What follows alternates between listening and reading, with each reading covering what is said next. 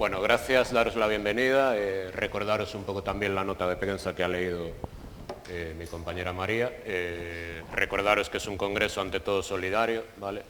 Intentaremos batir el récord de asistentes y de alimentos, que es un poco el objetivo de todo esto. Y bueno, nada, daros las gracias por haber pegado un madrugón, agradecer también la excelente conferencia del doctor Ticara. Y bueno, vamos allá, a ver qué tal sale esto, ¿vale? Venga. Bueno, pues vamos a hablar un poco de la limpieza intestinal, de la importancia de tener un intestino limpio para que nuestras emociones realmente puedan ir acordes con lo que nuestro intestino dice. Entonces vamos a ver un poquito de teoría. Lo voy a intentar hacer muy dinámico porque es de lo que se trata. Entonces, bueno, a ver qué tal nos sale. Vamos allá.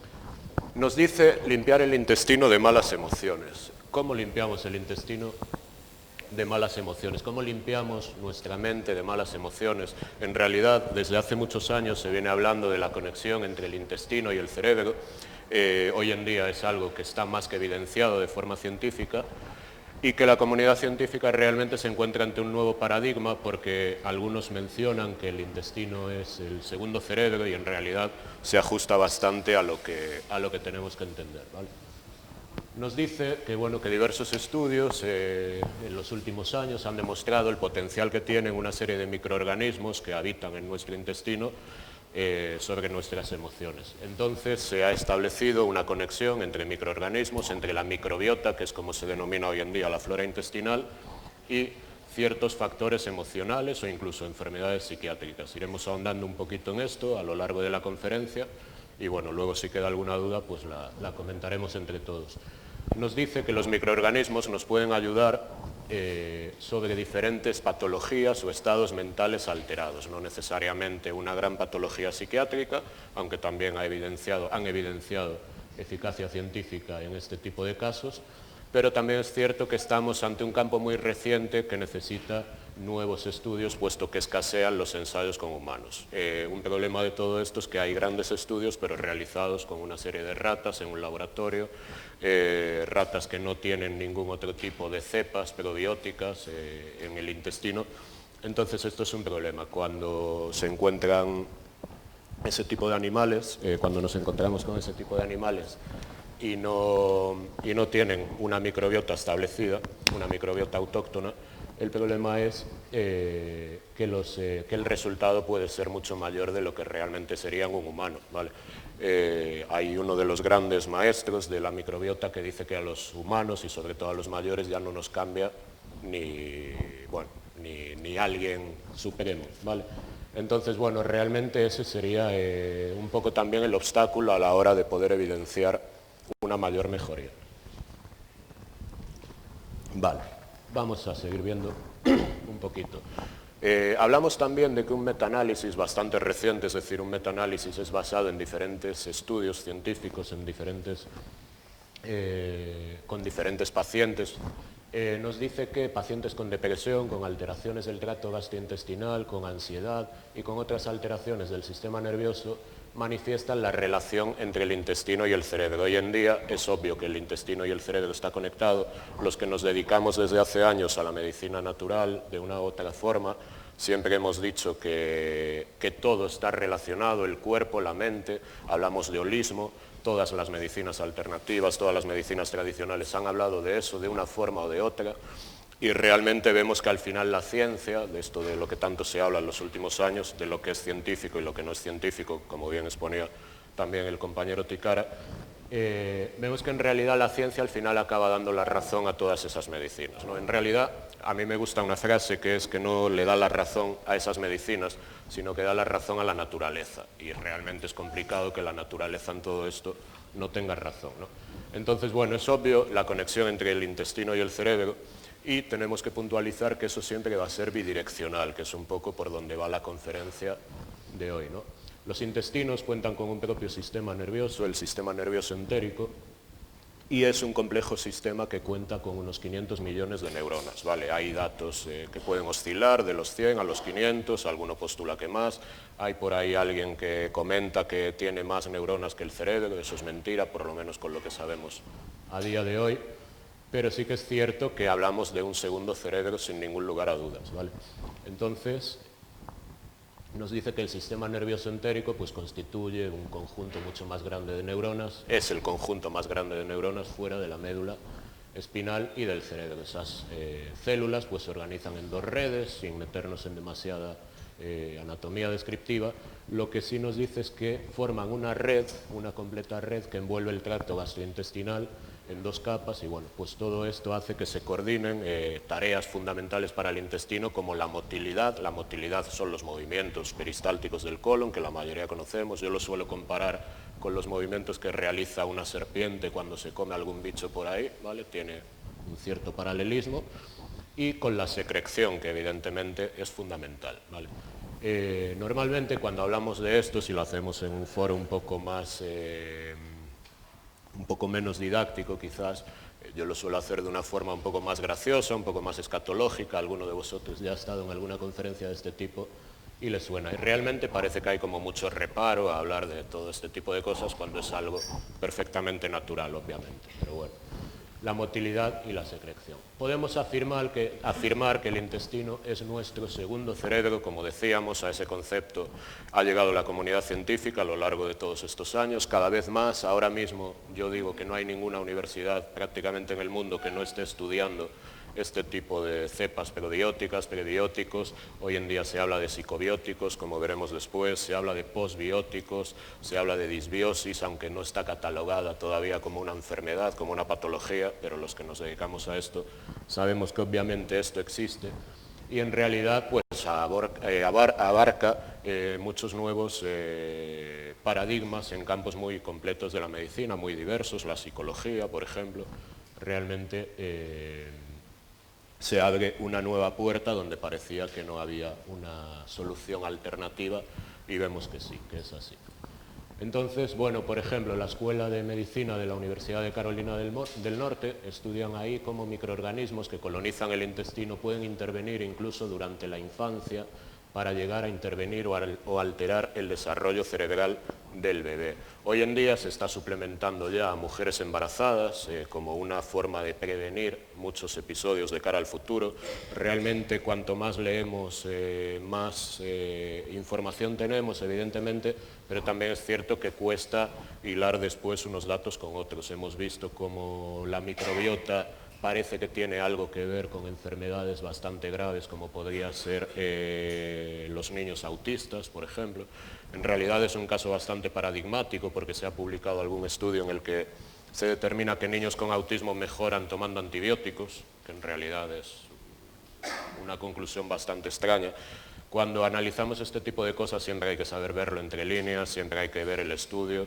Yo siempre digo que un estudio bien manipulado demuestra cualquier cosa, para bien o para mal, entonces sí que es cierto que a veces tenemos que ver estas cosas con comillas. Pero es cierto que hoy en día el paradigma que se abre para la medicina con los probióticos y los prebióticos, que tampoco es un concepto tan nuevo, porque en realidad de esto se hablaba en el siglo XVIII ya, en el siglo XIX más. Y bueno, al final vemos que la naturaleza, de una u otra forma, los que interpretaban esa naturaleza, los que hacían naturopatía, o sea la medicina que sea, porque al final todas más o menos vienen a buscar lo mismo y lo explican de una forma diferente o bastante parecida incluso. Pero en realidad hoy en día todo esto es un nuevo desafío para la neurociencia, algo que está muy de moda y en realidad vemos que puede aparecer ahí la cura para muchísimas enfermedades. Las enfermedades autoinmunes, muchísimas enfermedades de las denominadas raras, realmente encuentran una puerta donde parece que no había ninguna puerta de cara a la salvación o a la mejora. Parece que a través de la microbiota, parece que a través de la salud intestinal podrían albergar al menos alguna esperanza, ¿vale? Hay un compañero mío de profesión que en cada congreso en el que organiza alguna conferencia dice que si realmente a día de hoy tienes una enfermedad y tu médico de cabecera, sin ir mucho más lejos, todavía no te ha hablado de los probióticos, realmente deberías de cambiar de médico, ¿vale? Bueno, es una frase así un poco injusta a lo mejor, pero realmente es para darle una vuelta al tema, ¿vale? Nos comentan también, bueno, desde el Instituto de Salud Mental de Estados Unidos se afirma que una de las grandes fronteras de la neurociencia clínica de la próxima década será averiguar cómo influye la diversidad del mundo microbiano en el desarrollo del cerebro. y el comportamiento. Hay un gran documental por ahí que emite la 2 esporádicamente en estos programas de la noche temática, en el que hablan de la flora intestinal, de la microbiota, que es como se debe de denominar hoy en día, y realmente bueno, nos dice cómo incluso ciertos pacientes con una serie de cepas pueden adoptar medidas mucho más arriesgadas para su vida, para su salud. Es un programa muy interesante realmente, que os lo recomiendo que lo busquéis por ahí y lo podréis ver. Y realmente yo digo de broma que algún día, sabéis que antes las compañías de seguros de los automóviles subían el seguro si el color del coche era rojo, porque se supone que una persona que tiene un color de coche rojo adopta actitudes al volante mucho más agresivas. Yo digo que algún día nos analizarán las heces, por muy escatológico que suene, y en función de eso pagaremos más de seguro, menos de seguro, etcétera, etcétera, porque realmente incluso a ese nivel condiciona nuestro comportamiento. Por microbiota entonces entendemos el conjunto de microorganismos, normalmente se decía que eran bacterias, no, son microorganismos de forma general, mayoritariamente bacterias, pero hay otra serie de microorganismos que componen de hecho esta microbiota, en menor medida pues virus, hongos, protozoos, incluso microorganismos que a día de hoy no se sabe muy bien ni siquiera lo que son. Esto es un estudio más o menos reciente que ha salido por ahí. Entonces, bueno, realmente siempre se habla de los billones y billones de bacterias que tenemos en el intestino. En realidad hablaríamos de microorganismos, aunque mayoritariamente hay que matizar que son bacterias, y se habla de proporción de 1 a 10, un juego más o menos matemático que yo hago con los alumnos, que en las conferencias es que, bueno, tenemos billones y billones de células en el cuerpo y esa cifra multiplicada por 10 es la que tenemos de microorganismos en nuestra flora intestinal, en nuestra microbiota.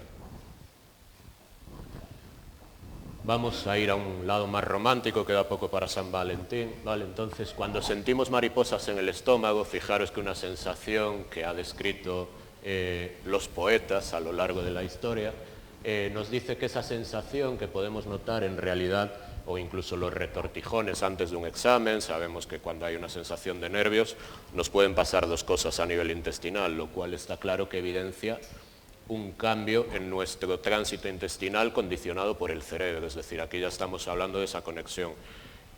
Ante una situación de nervios, de ansiedad, de estrés, podemos, por un lado, tener una diarrea espástica o podríamos tener un estreñimiento espástico, mejor dicho, ¿vale?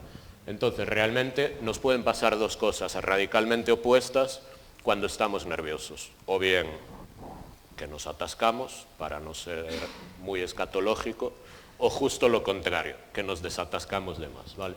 Entonces, realmente vemos cómo nuestro cerebro puede regular eso, ¿vale? Son ejemplos de emociones buenas o de emociones no tan buenas, ¿vale? Realmente, pues antes, cuando tenemos nervios, pues a veces no somos capaces de digerir bien la comida, es decir, realmente suceden una gran cantidad de cosas, ¿vale? Que el cerebro conecte con nuestro intestino a través de corticoides no es nada nuevo, pero se ha planteado que la conexión pueda ser a la inversa también, cómo nuestro intestino interviene en nuestro cerebro. Ted Dinnan en el 2013 acuñó el término psicobióticos para hablar de una serie de sustancias, en este caso probióticas y prebióticas, que mejoraban nuestra mente, por ponerle una palabra, nuestras emociones, que intervenían en nuestras emociones. Fijaros que a día de hoy los productos simbióticos, que sería la mezcla de probióticos y prebióticos, no están considerados como medicamentos, sino como suplementos alimenticios, tienen una legislación diferente a la de los medicamentos, y realmente abre un campo incluso para los psicólogos, para los que se dedican a la psicología, que en principio no pueden prescribir medicamentos, para poder prescribir este tipo de psicobióticos y tal. Entonces, el mundo de la psicología también ha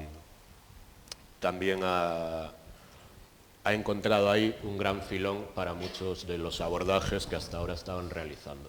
Sin duda, también sucede a la inversa, claro, el cerebro es capaz de regular o desregular el buen funcionamiento intestinal, basándonos en ese simple estreñimiento nervioso o en esa simple diarrea nerviosa, ya vemos cómo nuestro cerebro, cómo nuestras emociones, si queremos, pueden regular esto. Como siempre digo, es bidireccional. Todo lo que intervenga en nuestro intestino interviene en nuestro cerebro, todo lo que intervenga en nuestro cerebro interviene en nuestro intestino, y por supuesto luego hay muchísimos otros factores de los que obviamente en la conferencia de hoy no es el caso y no vamos a hablar, pero hay otros múltiples factores, como el medio en el que vivimos, por supuesto, no hay que obviarlo, campos en los que evidentemente todos conocemos a través de la acupuntura, a través de ejercicios basados en terapias energéticas, etcétera, etcétera, que también ayudarían sin duda a esto, aunque obviamente no es mi campo y no me voy a meter por ahí. Vale, resulta muy difícil entonces determinar si las diferencias microbianas que se observan asociadas a las enfermedades son una causa o una consecuencia. Otra de las cosas que yo me imagino de cara al futuro es que en vez de hacernos un análisis de sangre, en vez de hacernos una analítica, nos analizaremos las heces, veremos en qué proporción tenemos ciertas cepas y en función de eso haremos un diagnóstico. Este paciente tiene predisposición a, o parece que esto le funciona muy bien, etcétera, etcétera. ¿Vale? Realmente ahora mismo suena casi a ciencia ficción, pero bueno, en realidad se está trabajando en eso y de una forma muy constante. Yo siempre digo que no hay ninguna universidad a día de hoy que no esté investigando esto, bien sea para la industria alimentaria, bien sea para la industria ganadera. Hoy si vamos a alguna tienda de agricultura de estas donde se venden herbicidas y cosas de este tipo, encontraremos incluso herbicidas a base de cepas probióticas, es decir, una bacteria concreta para fumigar el césped y evitar que salgan hongos por ahí, etcétera, etcétera. Los que controlan, que creo que por aquí hay gente que está metida en ese tema de la agricultura biodinámica o agricultura ecológica, etcétera, etcétera, saben que esto es así ya también y es una realidad que está ahí también. Se reconoce entonces el efecto psicobiótico de algunas bacterias intestinales, los lactobacillus, las bifidobacterias. Luego es cierto que tenemos, cuando vamos a comprar algún producto simbiótico de estos, a la arboristería, a la farmacia, donde sea, es cierto que solemos ver el nombre de la cepa, el apellido de la cepa y un código que ya sería como el segundo apellido.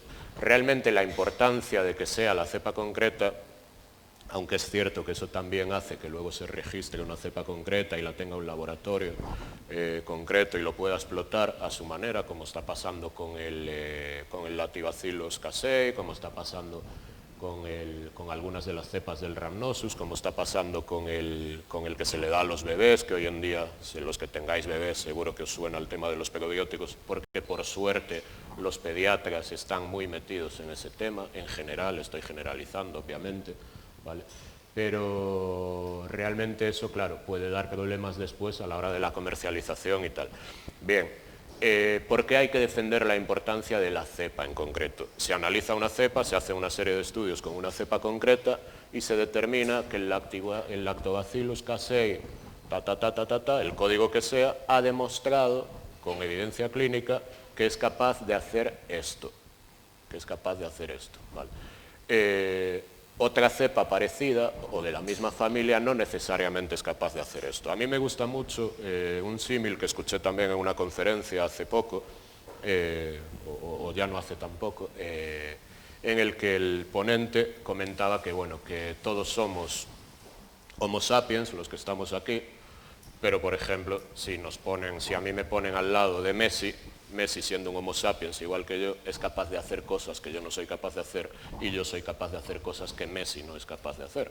Entonces es obvio que siendo de la misma familia, realmente él ha demostrado ser capaz de hacer unas cosas que yo no soy capaz de hacer, porque no quiero, evidentemente, si no, lo haría también, ¿vale? Entonces, estas segregan o modulan sustancias neurotransmisoras como GABA, acetilcolina, la serotonina, implicadas en la regulación de muchos procesos fisiológicos y neurológicos, cuya disfunción se relaciona con la ansiedad y la depresión. Fijémonos cómo podemos regular la ansiedad, la depresión, trastornos asociados a todo este tipo de cosas a través de esta serie de bacterias cuando son bien administradas, pero bueno, también tenemos que matizar una cosa, el concepto de naturopatía va mucho más allá, desde mi punto de vista, del concepto que la medicina está teniendo del tema de los probióticos y los prebióticos. Parece que la tendencia muchas veces, cuando se investiga sobre esto, es si esta bacteria es buena, pues tienes que tomar esta bacteria de por vida, la vamos a asociar a fructooligosacáridos, a inulina, etcétera, etcétera, y vas a tener que estar tomando esto de por vida. La naturopatía en realidad no pretende cronificar nada, igual que todas las medicinas naturales, de una u otra forma postulamos lo mismo, sino que pretendemos prevenir. La prevención es lo más importante, tenemos que intentar tener un intestino sano.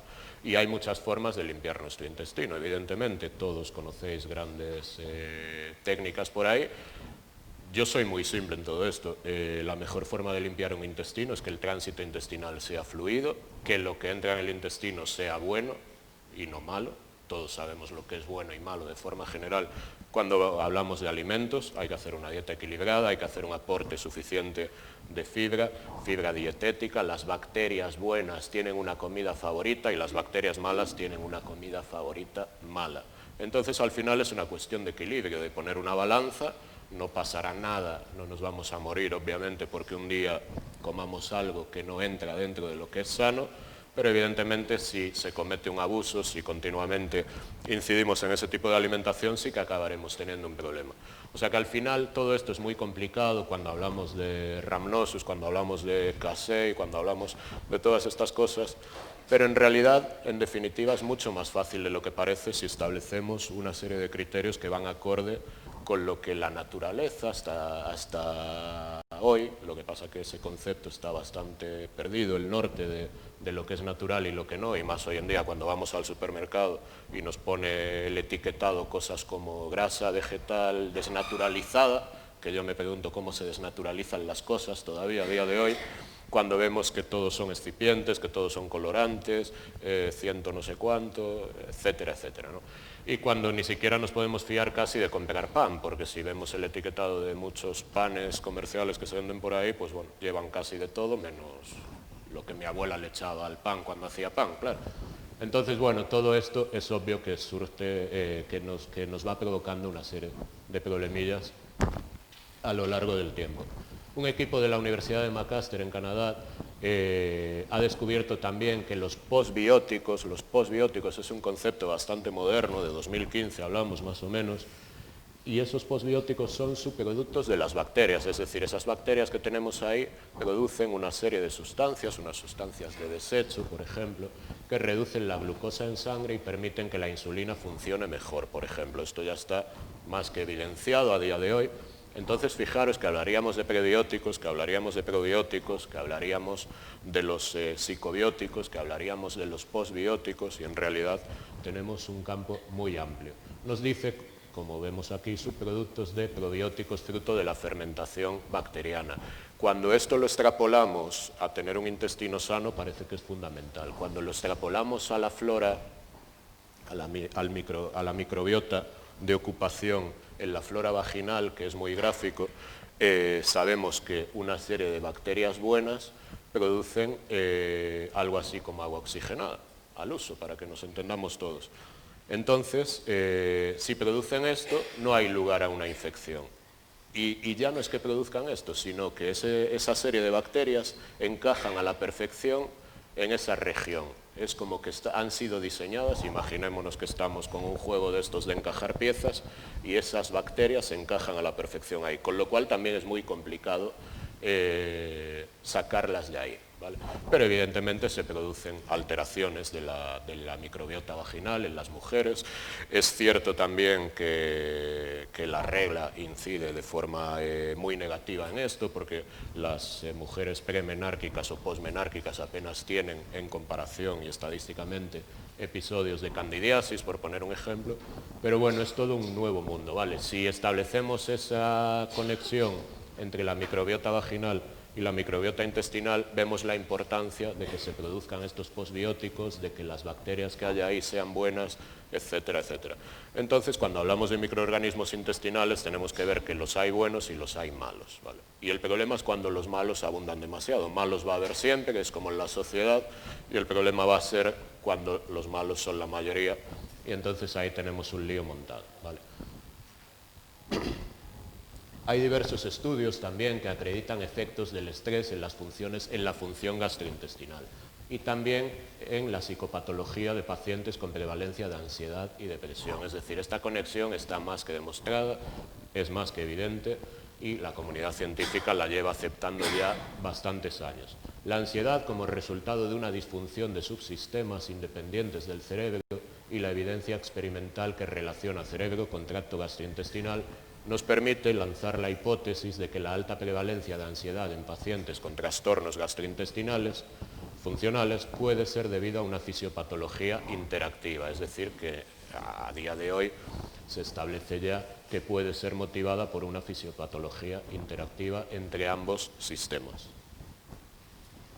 En niveles severos de depresión nos dice también que son casi 5 veces más habituales en pacientes con síntomas gastrointestinales y en los pacientes con ansiedad de casi 4. Vemos que la proporción realmente es aplastante.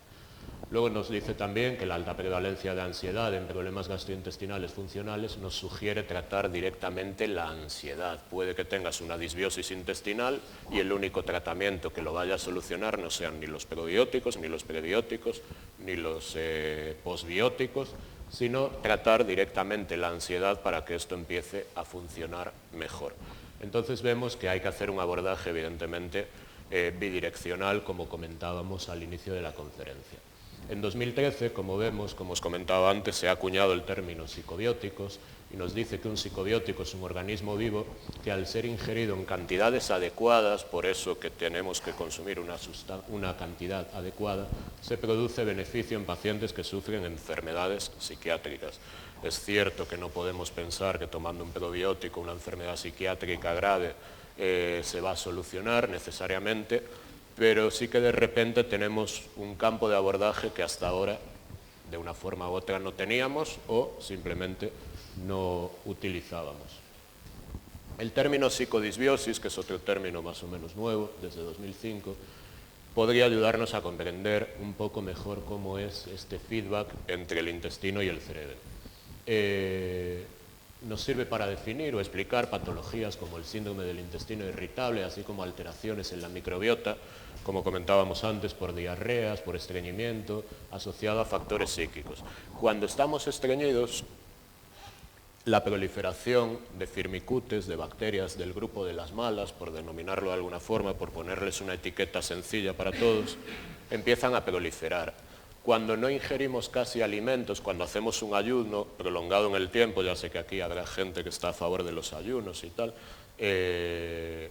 pero es algo que realmente tiene que cambiar un poco el paradigma de todo esto. Nuestra microbiota también se ve alterada cuando hay un ayuno y no necesariamente para bien. Puede que para bien, de hecho en diabetes del tipo 2 se ha demostrado que puede haber alguna interacción favorable con el ayuno,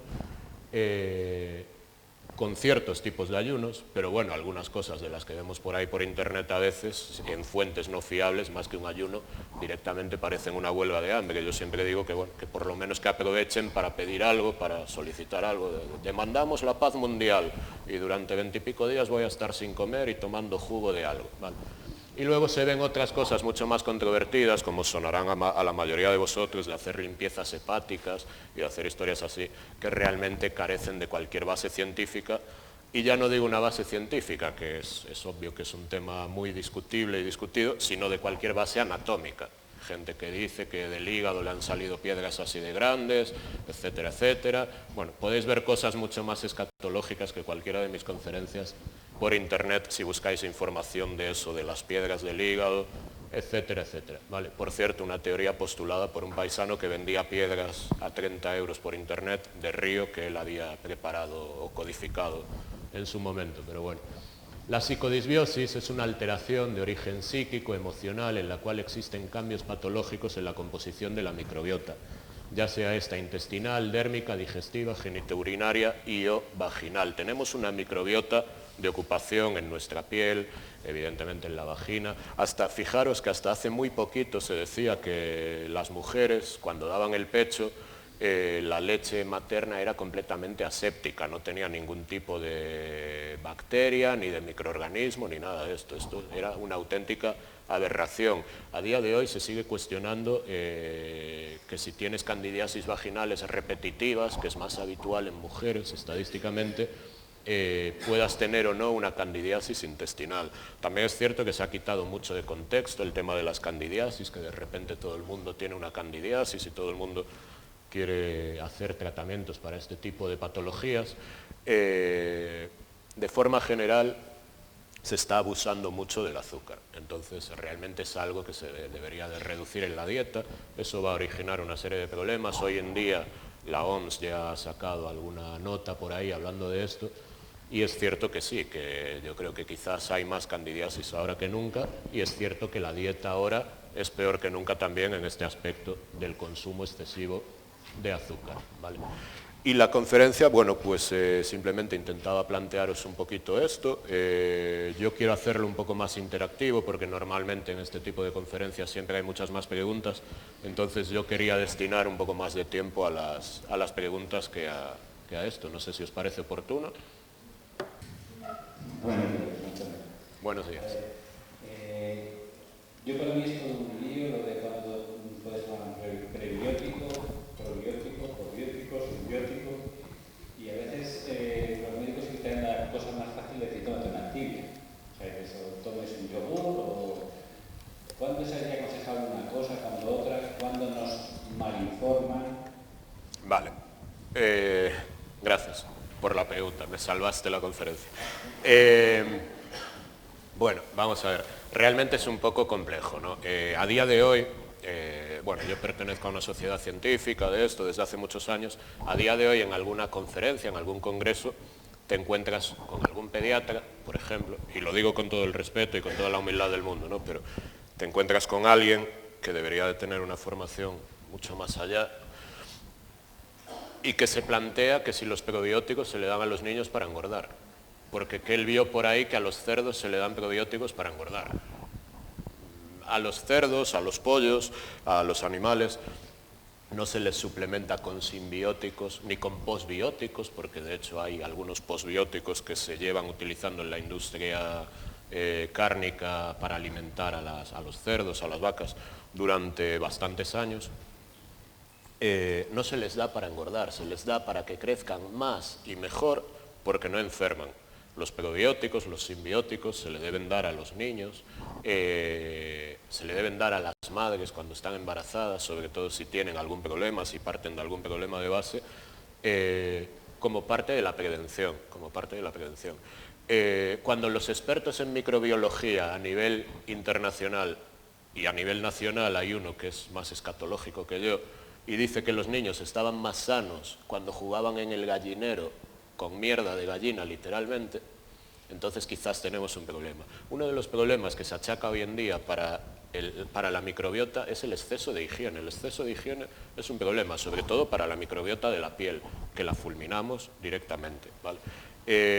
Claro, hablar de concepto de exceso de higiene puede sonar muy mal, ¿no? A que no te duchas, a que no te lavas las manos, etcétera, etcétera. Pero realmente abre un nuevo campo en la investigación. Fijaros que el té de kombucha, por ejemplo, que es algo que la mayoría de vosotros conocéis, y si no, pues bueno, luego lo comentamos si queréis un poquito, lleva casi todas las cepas, que en realidad es un hongo, pero de la familia del Saccharomyces. El Saccharomyces boulardii, que está más que patentado, que es una cepa probiótica, se utiliza para 1000 cosas, se puede utilizar para 1000 cosas. Hasta hace muy poquito se decía que para los niños no, ahora para los niños ya sí, porque ya está dentro de los medicamentos, que no es un medicamento, evidentemente, de los productos completamente seguros también para los niños, ¿no?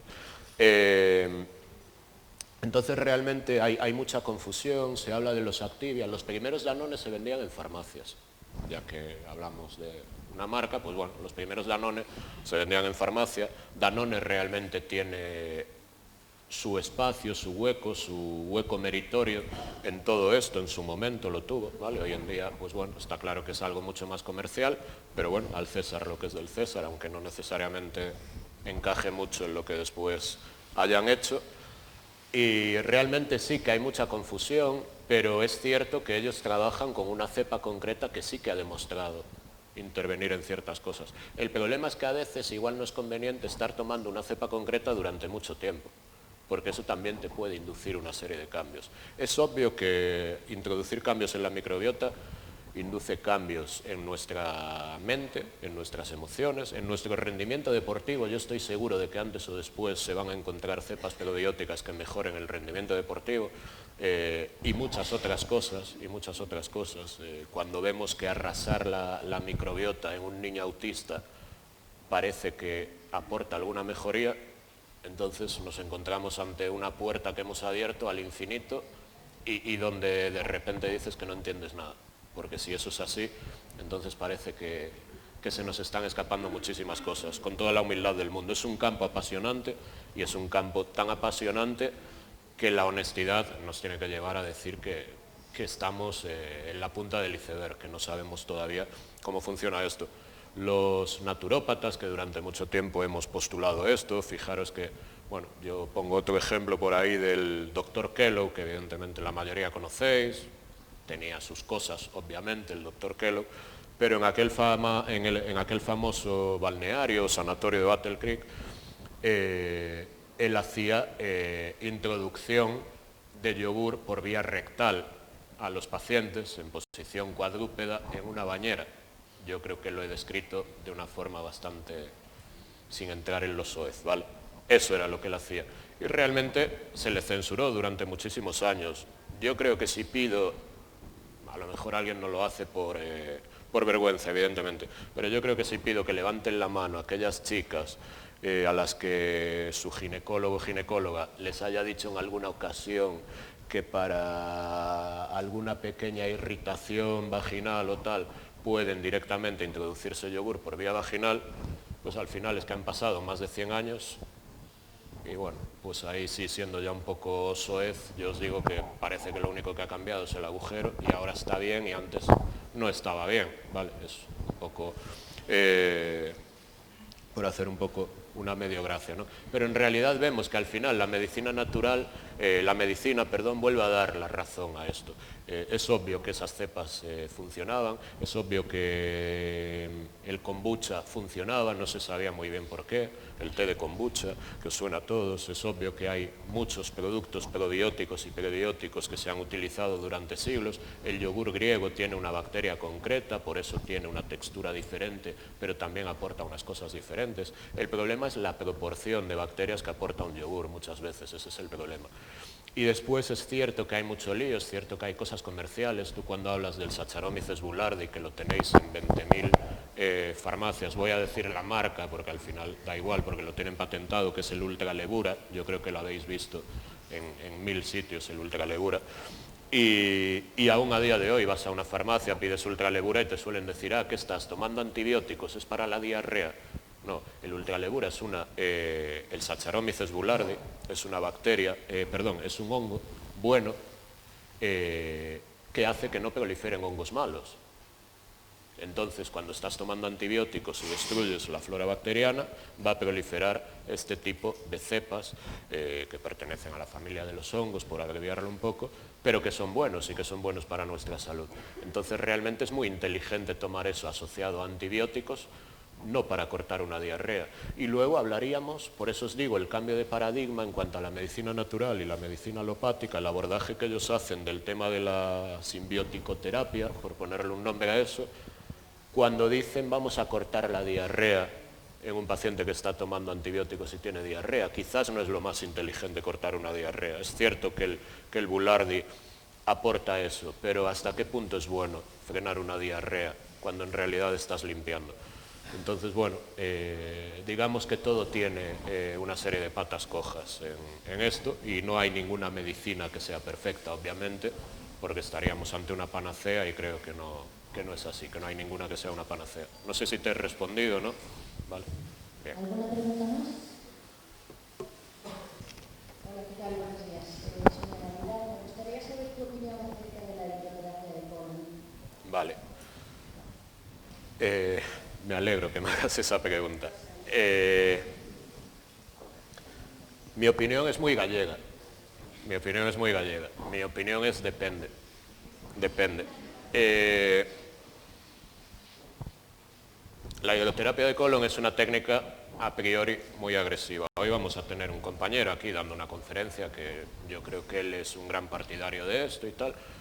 Evidentemente cada uno tenemos nuestra opinión y eso es lo que se fomenta también, que podáis ver opiniones muy diversas, ¿no? Que es de lo que se trata, por supuesto. Yo creo que es una técnica muy eficaz, es una técnica que se ha usado durante siglos y que es muy eficaz para problemas concretos, pero creo que a veces se hace cuando no es necesario hacerla y en realidad yo comparo la hidroterapia de colon con muchas comillas, por supuesto, pero la comparo a veces con quemar un bosque. ¿Tú crees que es bueno prenderle fuego a un bosque lleno de árboles malos? Y no me habléis de incendios este año, ¿vale? Que no quiero saber nada del tema de momento. ¿Tú crees que es bueno quemar un bosque y entonces coger y repoblarlo todo con árboles buenos? Porque está infestado de árboles malos y aquí no hay forma de solucionar esto. Pues a lo mejor sí. A lo mejor es mejor quemarlo, que todo el mundo me entienda lo que estoy diciendo, no queméis montes, ¿vale? Pero poniendo un símil, a veces es mejor destruirlo todo y empezar de cero. ¿Y cuándo es bueno destruirlo todo? Pues se ha evidenciado que con antibióticos de amplio espectro muy potentes, niños con autismo han mejorado. Y ahora esto que tampoco nadie lo saque de contexto, vamos a darle antibióticos a niños con autismo y tal y cual. Pero realmente es ese punto en el que dices, ahora sí que no entiendo nada. Ahora sí que no entiendo nada. En todas las enfermedades, en todas, le ponemos un asterisco a todas, pero en todas las enfermedades se ha demostrado que la simbioticoterapia es buena, en todas. Pero en el Crohn no. Y de hecho se han tenido que cancelar estudios en pacientes de Crohn por la sintomatología que he desarrollado. Entonces, bueno, está claro que hemos abierto una puerta que es complicada. Yo estoy a favor de la hidroterapia de colon en casos concretos, pero bueno, yo siempre digo que tú puedes producir ese río interno si evacúas muy frecuentemente. La naturopatía, sobre todo las secciones que hablaban más del crudivorismo y tal, hablan de defecar 3 veces al día.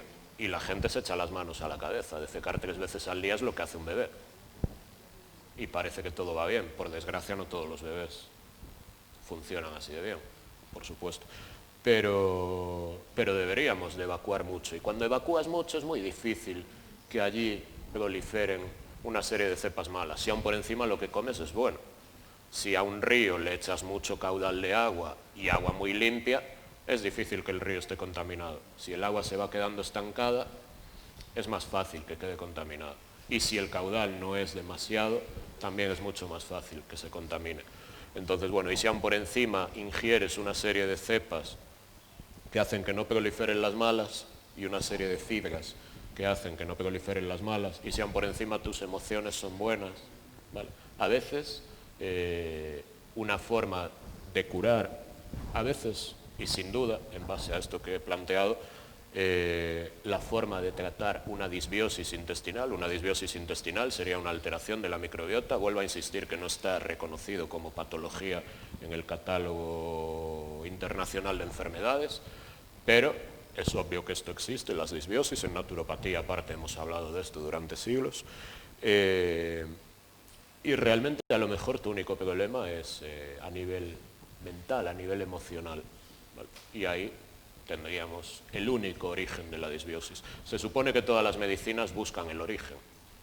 Y aquí vemos que el origen puede estar en el intestino o el origen puede estar en la mente, en el cerebro, o como queramos llamar a esto. No sé si te he respondido. Sí, vale. Gracias por la pregunta. Tenemos otra pregunta. No sé si entendí.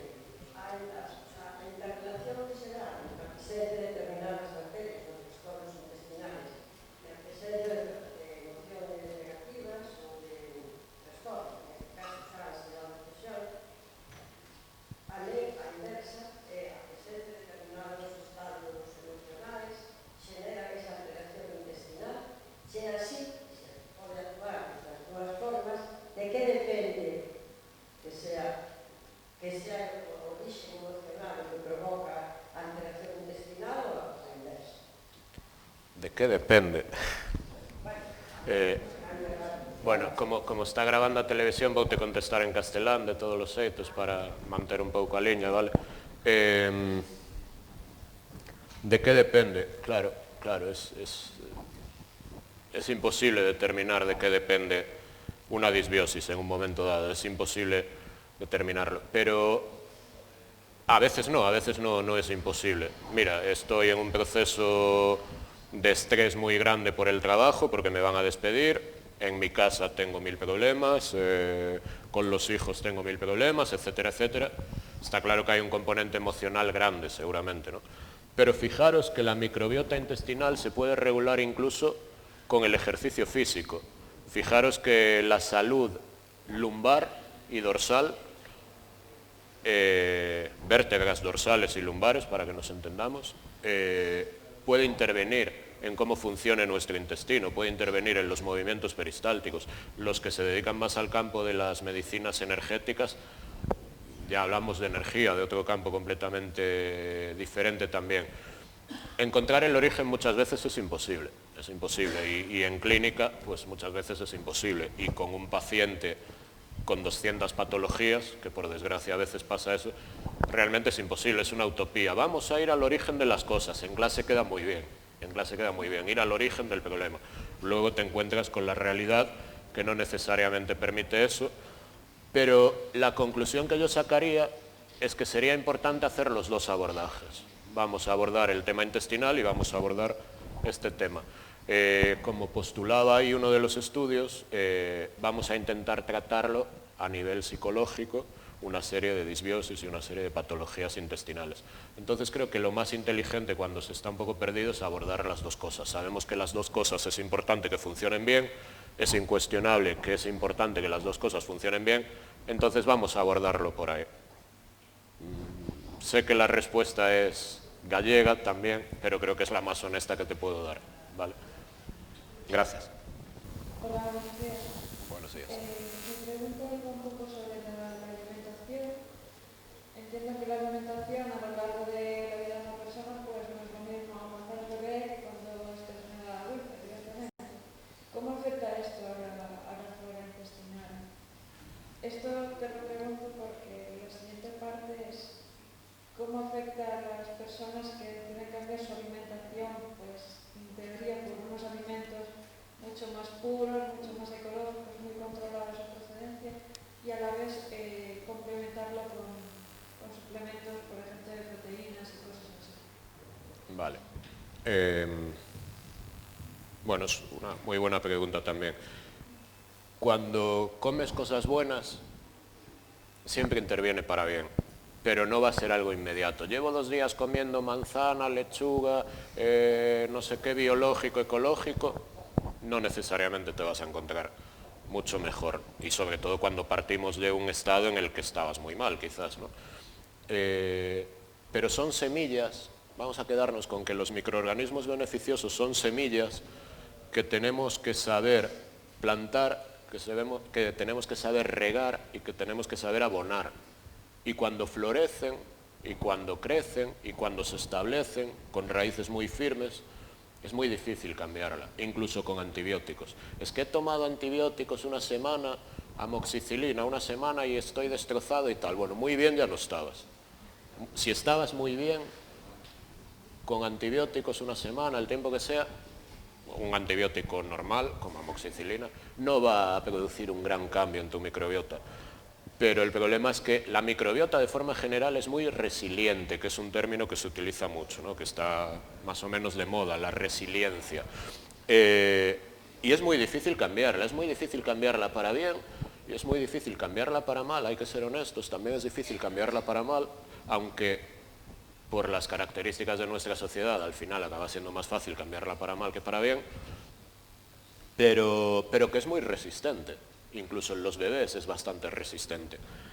Y claro, cuando comes bien, cuando haces cosas sanas, siempre va a repercutir positivamente. Cuando siembras cosas buenas, siempre vas a recoger cosas buenas, incluso a un nivel más filosófico, si queréis. Siempre va a repercutir de forma beneficiosa y siempre va a ayudar a restablecer un poco la energía, el equilibrio interno. Tenemos que pensar que dentro tenemos un bosque y tenemos que tener un bosque equilibrado, con muchas cepas diferentes, con muchos árboles diferentes, que todos tienen que actuar en simbiosis, etcétera, etcétera. Entonces, bueno, es muy interesante. En cuanto a los complementos alimenticios, lo que te puedo garantizar es que si la microbiota no está bien, los suplementos alimenticios no necesariamente los vas a digerir como los tienes que digerir, no necesariamente los vas a exprimir como los tienes que exprimir, y de hecho en mujeres embarazadas con alteraciones intestinales se ha demostrado que tienen problemas para absorber el ácido fólico, por ejemplo. Entonces, por eso se ponen dosis a veces mucho más elevadas, o por eso a veces aparecen problemas a pesar de haber tomado ácido fólico, y no necesariamente ese sería el problema, pero podría ser uno de ellos. No sé si te he respondido, ¿no? ¿Sí? El equilibrio es lo que tenemos que buscar, y el equilibrio, pues hay una canción de un paisano de Vigo que dice que es complicado o difícil, ¿no? Es imposible, dice la canción, y realmente, pues bueno, imposible no es, pero si no lo tienes, te va a costar tiempo y dinero incluso establecer ese equilibrio, pero empezar a establecer una serie de pautas beneficiosas para la salud siempre van a repercutir de forma positiva, siempre. Bueno, lo que hablamos de la relación entre la mente y la flora intestinal, ¿no? Quizás es un poco una demostración de lo que, de que de alguna forma muchos de los males son psicosomáticos, ¿no? Todo es una cuestión psicosomática. Por otro lado, quería que me comentaras algo sobre el tema de que se dice que las bacterias son los organismos más antiguos, ¿no? Y que si alguna vez a lo mejor pues, no cuidamos de la naturaleza y acabamos destruyendo la humanidad, las bacterias continuarán ahí, ¿no? O sea que ahí hay a lo mejor una, digamos, inteligencia evolutiva muy fuerte que a lo mejor hay que también tenerlo en cuenta, ¿no? Yo creo que una parte importante de la naturopatía es la ecología, que nadie lo quite ahora tampoco de contexto, es una frase a la que se le pueden dar muchas vueltas, pero creo que sí que es muy importante, como tú bien dices, porque el medio es absolutamente indispensable para ese equilibrio también. Obviamente esa conexión está ahí, obviamente hay enfermedades psicosomáticas perfectamente descritas, tú sabes mucho de eso aparte, pero es obvio que sí que tenemos que cuidar el medio ambiente, es obvio que tenemos que investigar mucho más en todas esas cepas, y fijaros que a día de hoy no es ninguna locura, porque es una evidencia científica que en la estratosfera hay cepas, hay bacterias. Entonces, muchas de las bacterias que hoy en día tenemos por aquí seguramente vienen del espacio, y fijaros que estamos hablando de algo que parece ciencia ficción casi, pero es que eso es ciencia, eso está más que demostrado hoy en día que es así. Entonces, cuando viene un meteorito, pues igual podríamos hacer un símil parecido al de un espermatozoide que entra en un óvulo y no sabemos muy bien qué es lo que viene a fecundar, ¿vale? Y esto pues suena más a Iker Jiménez que a una conferencia de naturopatía, pero es algo que nos tiene que hacer meditar, pensar, por supuesto el respeto por el medio ambiente. En un medio ambiente sucio proliferan bacterias y microorganismos que son malos, y eso nadie lo puede poner en cuestión. ¿Te he respondido? Vale. Muchas gracias por la pregunta y hemos acabado. Bueno, al final había preguntas. Gracias.